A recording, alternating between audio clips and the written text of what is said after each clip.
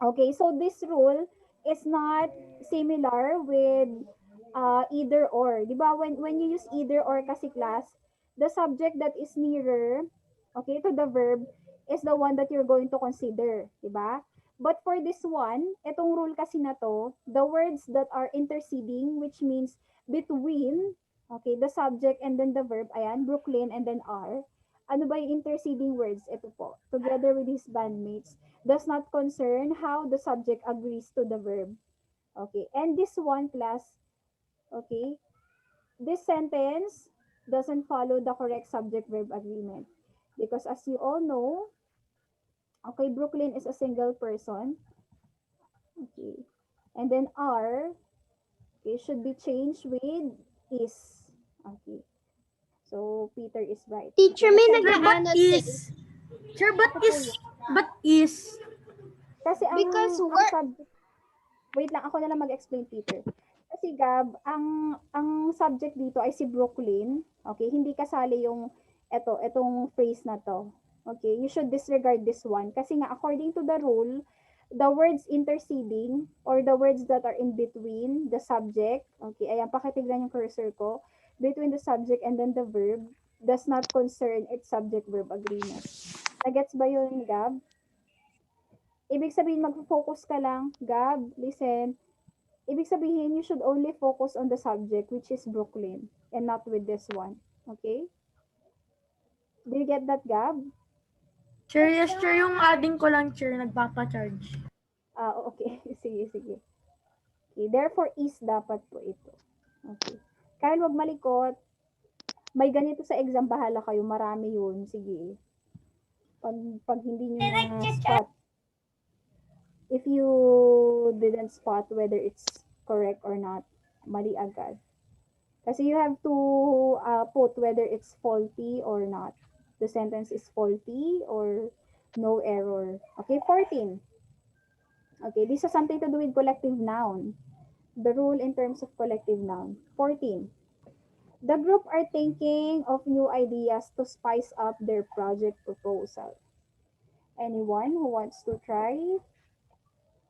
Okay, sige, Sajan. Sajan is raising his hand. Sajan, do you want to answer? yes, teacher. Okay, sige. Number 14. The group are thinking of new ideas to spice up their project proposal. This sentence is faulty. Why? In the rule of collective noun, the collective after collective noun, the collective noun is singular. Then that is why we should the sentence should have is instead of are. Are you sure? Okay. I like the explanation, but it's the other way around, Sajan. Okay. Actually, as what you can see, they are thinking of new ideas. So basically, this group are functioning individually. Okay. And according to the rule, let me read the rule. Okay. For example, this one, the audience are singing with their idol. So basically, the audience are individually doing their tasks, things like that. So plural po siya. Okay, just like this one. So this one is correct. Ano pa? Another example, meron pang example dito ng collective noun. Oh. Yeah, it's the other way around. If they are functioning on their own or doing their thing on their own, it's plural.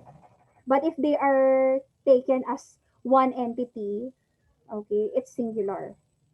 Parang ito, the committee is set for another meeting. Basically, it refers to the entire committee that is going to do a meeting. Okay, but if they are singing with their idol, okay, basically, parang ito, they are thinking of new ideas. So they are doing their tasks individually. So plural siya. Okay? So etong actually class, this particular rule in subject-verb agreement is somehow tricky.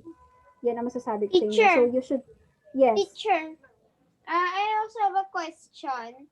Mm. If well, okay. Teacher, Okay. Is it true that if there's singular noun, you're going to use plural verb like you are doing something, or you Is. yeah, so singular noun is singular verb and plural noun is plural verb, something like that. So Yeah. if you say But those I kind of lie, hindi, ganito kasi ang, teacher is tawag dito. confusing. I remember the time that there's just one person. They use a verb that ends with an S. There are two people. It doesn't end with an S. Something like that. It depends on the subject kasi. Yung you, basically pronoun kasi yun eh, I di ba? know. You and Yeah, I. it's a pronoun. You. You are my sunshine. You don't say you is my sunshine because it doesn't seem right. Pero I don't know the specific rule for that pronoun kasi we are talking about nouns. Okay, nouns pa lang 'to pinag-aaralan natin. So basically that one is a bit advanced. So yeah, I'll be coming up with an explanation next time. Ano yung tinatanong mo? You are, yeah, that one is also confusing for some. Ano pa? She likes to, oh, 'di ba? Pagka she, pwede naman ang ang verb na singular. She sings like a bird. Ano pa ba ang may ganyan? Yung isang rule, ito pala. Yung about sa doesn't and don't. Okay. Ito rin ay medyo tricky, but you will get the hang of it. For example, don't and doesn't must agree with the subject. Okay. Sige, tingnan natin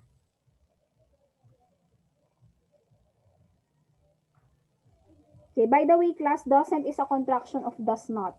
When we say contraction, it's a combination of the word does and not. Okay? So when using doesn't or don't, it agrees with the subject, not with the verb. Because we always use the base form of the verb for cases like this. Okay, do you get that? Sige, try kong mag-type ng example.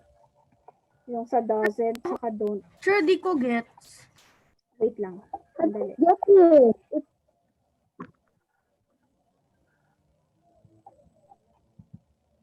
Magta-type lang si teacher. Number 14 na tayo, right? Sige, isingit ko na lang siya.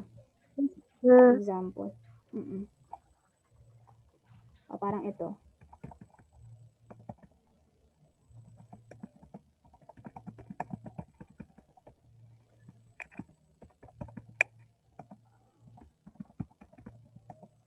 Actually, this one are higher order thinking skills.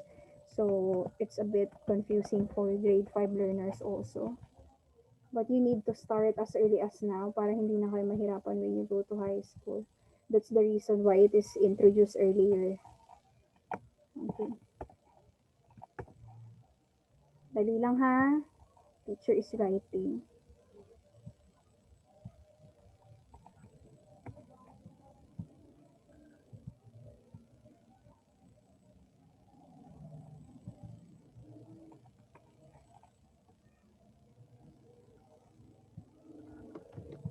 Okay, there you go.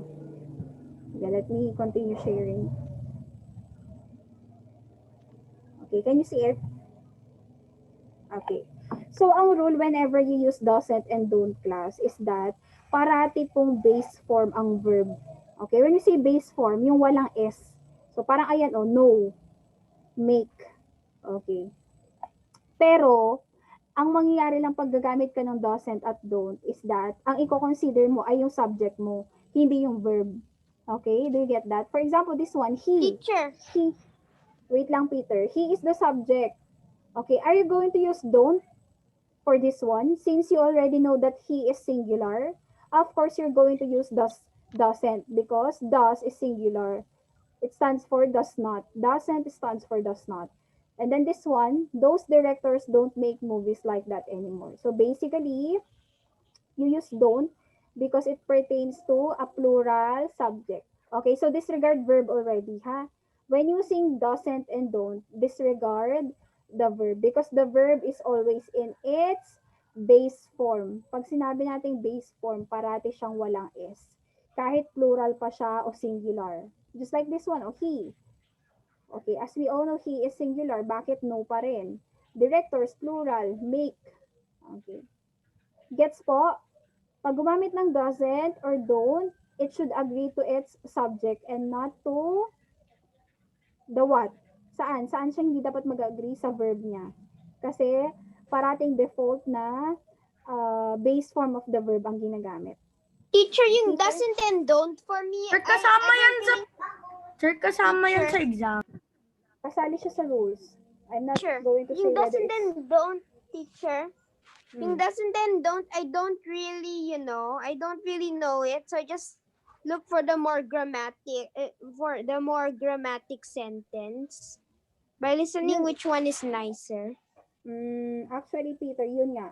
Yun yung rule doon. Pag gagamit ka ng doesn't at don't, disregard the verb kasi parating base form ng verb ang gagamitin mo. Ang kailangan mo lang gawin is make sure that doesn't and don't matches its subject. Parang ayan, ang subject dun sa first sentence ay he. Therefore, you're going to use doesn't, not don't. Because don't is plural, doesn't is singular. Okay, nagets niyo ba yun? Do you get that, Peter? Naintindihan ba? Can you give me a response? Yes. Or do I... Sir, what time is it? Yes. Okay, what time is it? Yes. Like already 3:30. Wait lang. Wait lang ha. Sige, tapusin na lang natin. Somebody are inside. Ako na lang magsasabi ng sagot class ha for us to be, para mabilis. Somebody are inside that creepy old cabinet. No error or with error? With With error. error. Oo. With error. Yeah, Sir, dahil with are- error. Sir, dahil kung Somebody. pinagkinggan mo, Teacher, do you know if it's a be verb, the without s and with s is an exception because it's a be verb. Yeah. We only add S It said and... here, most indefinite pronouns require singular verbs, and somebody's a singular verb. So Yeah, it's yun either is, are, or was. Is or was. Is or was only. it could be is dwelling. Somebody is dwelling inside the creepy old cabinet. Yeah. Is dwelling is an example of present progressive Yeah. tense. You know present Dwelling progressive means tense? living. Dwelling is a big word. That's another rule, present progressive tenses. Okay. 16.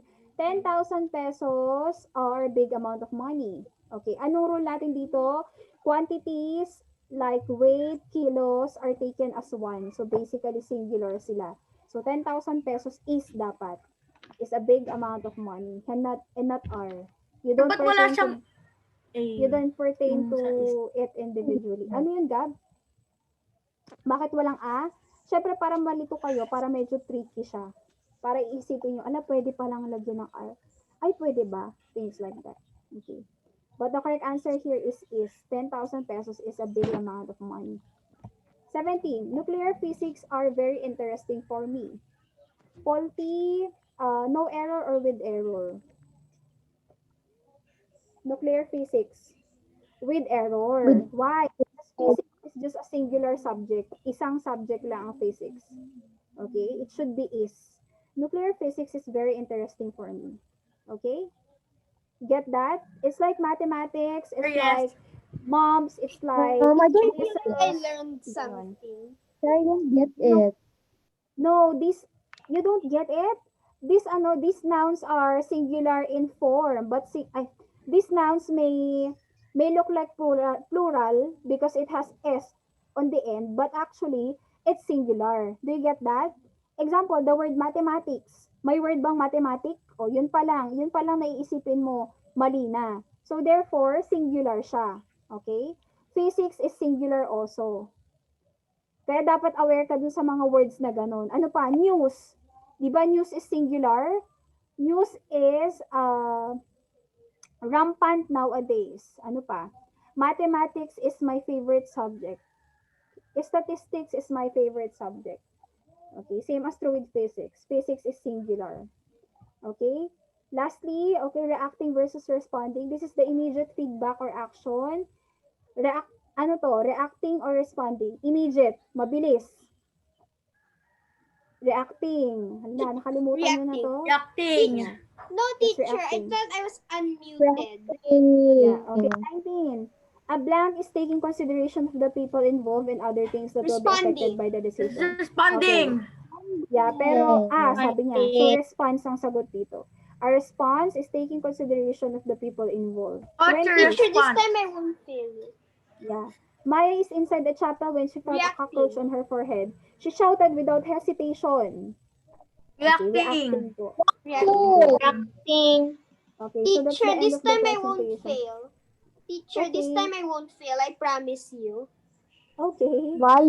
Okay, sige, that's the end of our presentation. Goodbye, everyone. I already Bye. overtime. Good luck. Bye.